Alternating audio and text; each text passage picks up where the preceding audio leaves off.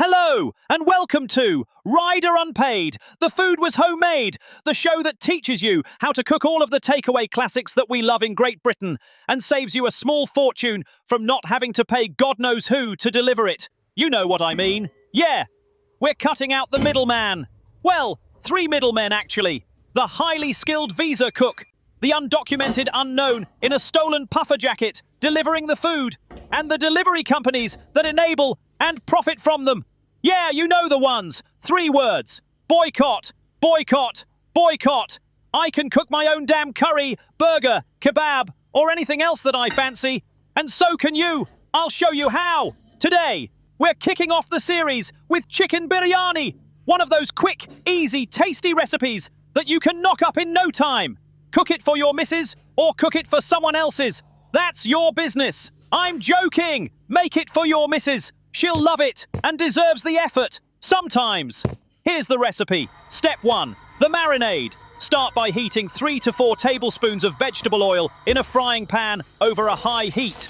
Then, add 300 to 400 grams of red onion. I like some diced and some sliced. Cook until golden. Once done, remove and set aside.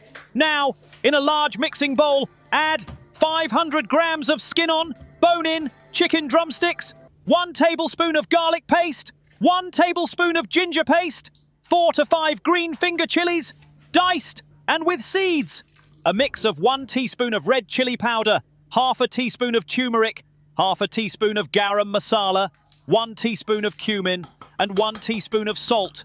Next, 150 grams of natural yogurt, a mix of fresh coriander and fresh mint, a handful of each. Then, the juice from half of a lemon. This is done after the mint and coriander to make it easy to see where any seeds from the lemon fall in the marinade. They need removing! Now add in around 100 to 150 grams of the fried onions and save the rest for later. Mix, mix, mix. When you've run out of steam, set it aside in the refrigerator for 1 hour. Step 2. The rice. Wash and then soak 500 grams of basmati rice for 30 minutes.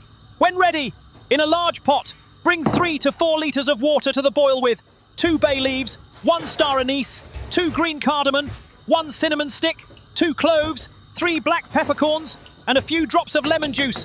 When the water is boiling vigorously, drain the rice and then add it to the pot. Boil until the rice is 70% cooked, then drain and set aside. Step 3. Assembly. In a Dutch oven, heat 3 to 4 tablespoons of vegetable oil over a medium-high heat. Then, add the chicken and marinade. Cook for 6 minutes, stirring regularly. When the chicken starts looking white on all sides, cover the chicken with the rice and pat it down gently. Now, those remaining onions. Sprinkle those onions all over the top of the rice. Then, 2 to 4 more chilies, sliced down the middle or diced. Next, a handful of fresh chopped mint and a handful of fresh chopped coriander. The finishing touch? 2 to 3 capfuls of food colouring. You can add some orange and some red. That looks really nice, but I only had red left today. You can pour it straight in or mix a couple of drops with 2 tablespoons of warm water and pour that over the rice. I put it straight in. Finally, get that Dutch oven lid on and put it into a preheated oven at 180 degrees Celsius for 35 minutes. Step 4. Uncover that lid and look at what you've created. Just look at it. Take a whiff, take a picture, and show it off on social media.